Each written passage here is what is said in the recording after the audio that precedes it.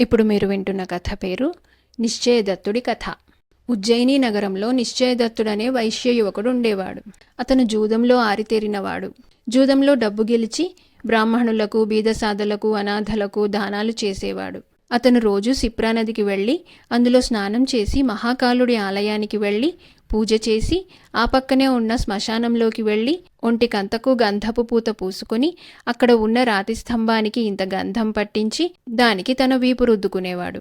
ఒకనాడు ఎవరో శిల్పి ఆ శ్మశానం మీదుగా పోతూ ఒక రాతి స్తంభం మీద కొంత భాగం నునుపెక్కి ఉండటం చూసి ఆ భాగాన గౌరీ విగ్రహాన్ని చెక్కి తన దారిని తాను వెళ్ళాడు.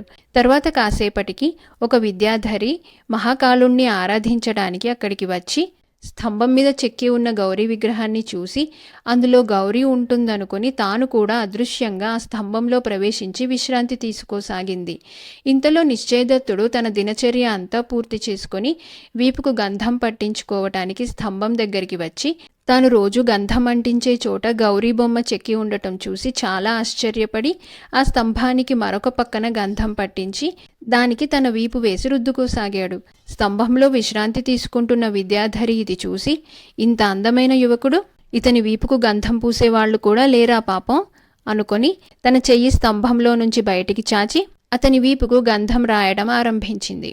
ఆమె చేతి స్పర్శకు, చేతిగాజుల గలగలకు ఒళ్ళు పులకరించి నిశ్చయదత్తుడు చప్పున ఆమె చేతిని గట్టిగా పట్టుకున్నాడు. అయ్యా, నేను నీకేం ద్రోహం చేశాను? నా చెయ్యి విడిచిపెట్టు అన్నది విద్యాధరి స్తంభంలో నుంచి. నా ఎదుట ప్రత్యక్షమై నువ్వు ఎవరివో చెబితే గాని నీ చెయ్యి వదలను అన్నాడు నిశ్చయదత్తుడు. విద్యాధరి స్తంభంలో నుంచి బయటికి వచ్చి అతనికెదురుగా కూర్చొని తన వృత్తాంతం ఇలా చెప్పింది. ఒక హిమాలయ శిఖరాన పుష్కరావతి అనే నగరానికి వింధ్యపరుడనే విద్యాధర రాజున్నాడు. ఈమె అతని కూతురు. పేరు అనురాగపర. ఆమె మహాకాళుణ్ణి అర్చించటానికని వచ్చి ఈ స్తంభంలో విశ్రాంతి తీసుకుంటూ నిశ్చయదత్తుణ్ణి చూడగానే అతన్ని ప్రేమించింది. అందుకే ఆమె అతని వీపుకు గంధం పూసింది. ఆమె ఈ మాట చెప్పి ఇక వెళ్ళి వస్తానన్నది నిశ్చయదత్తుడితో. దుర్మార్గురాలా, ఏమిటా మాటలు? నా హృదయం అపహరించి దాన్ని నాకు తిరిగి ఇవ్వకుండా ఎలా వెళ్ళిపోతావు అన్నాడు నిశ్చయదత్తుడు. నువ్వు మా నగరానికి వచ్చినట్టయితే నీకు భార్యనవుతాను. నీకు అక్కడికి రావాలన్న పట్టుదలే ఉండాలి గాని దారి తెలియకపోదు అంటూ ఆమె ఆకాశంలోకి ఎగిరి అతనికేసి ప్రేమగా చూస్తూ వెళ్ళిపోయింది. అనురాగపరను మర్చిపోవటం సాధ్యం కాదని, ఎంత దుస్సాధ్యమైనా తాను పుష్కరావతి నగరానికి పోవలసిందేనని, ఈ ప్రయత్నం చెయ్యకుండా ఉండే కన్నా ప్రయత్నంలో మరణించినా మేలేనని నిశ్చయదత్తుడు నిశ్చయించుకొని ఆ రోజే ఉత్తర దిక్కుగా హిమాలయానికేసి బయలుదేరాడు. దారిలో అతనికి మరి 3 వైశ్య యువకులు తారసిల్లారు. వాళ్లు కూడా ఉత్తర దిక్కుగానే వెళుతుండటం చేత నలుగురూ కలిసే ప్రయాణం చేశారు. వారు కొంత దూరం వెళ్ళాక తాజికులనే జాతి వాళ్లుండే దేశం వచ్చింది. అక్కడ కొందరు తాజికులు ఈ నలుగురిని పట్టుకుని ధనవంతుడైన ఒక తాజికుకు వాళ్లను అమ్మేశారు. ఆ ధనికుడు తన మనుషుల వెంట ఆ 4 బానిసలను తమ రాజుండే చోటికి నజరానాగా పంపాడు. వాళ్ళందరూ తాజికు రాజధాని చేరే సమయానికి అక్కడుండే రాజు చనిపోవటం తటస్థించింది.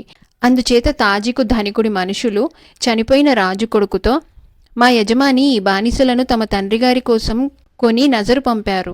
అందుచేత వీరిని మీరే స్వీకరించండి అని చెప్పి నిశ్చయదత్తుణ్ణి అతని 3 సహచరులను చనిపోయిన వాడి కొడుకు పరంచేశారు. మా తండ్రిని పాతిపెట్టేటప్పుడు ఆయన కళేబరంతో పాటు ఈ 4 సమాధి చేద్దాం. ఈ రాత్రికి వీరిని కట్టి ఖైదులో ఉంచండి అన్నాడు రాజు కొడుకు తన భటులతో. భటులు ఆ 4 బంధించి ఒక గుడిసెలో ఉంచారు. తన వెంట ఉన్న 3 మరణభయంతో తల్లడిల్లిపోతూ ఉండటం చూసి నిశ్చయదత్తుడు భయపడి వనకటం చేత ఆపదలు తప్పుతాయా?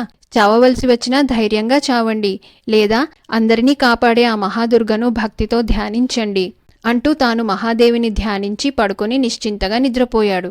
అతనికి కలలో దేవి కనిపించి, నాయనలారా, ఇక నిద్రలేవండి, మీ బంధాలు విడిపించాను, తప్పించుకొని పారిపోండి అని చెప్పింది.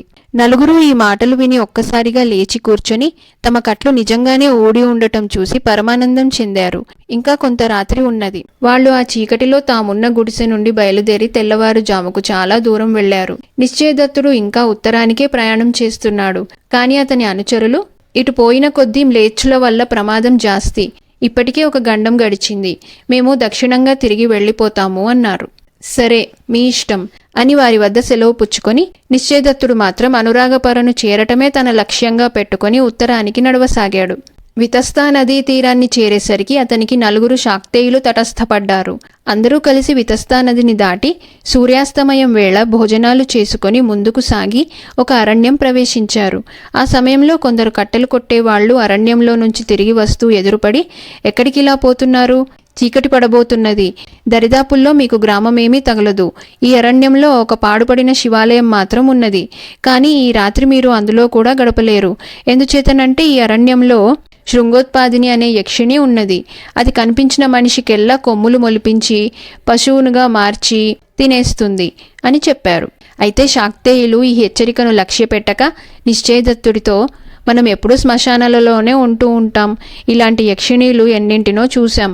ఈ పాడు యక్షిణికి మనం భయపడం అని శివాలయానికి దారితీశారు.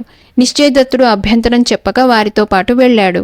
శివాలయంలో శాక్తేయులు బూడిదతో పెద్ద మండలం తయారు చేసి అందులో ప్రవేశించి దాని మధ్య పెద్ద అగ్ని రగిల్చి అందులో ఎండిపుల్లలు వేస్తూ మంత్రాలు చదవసాగారు.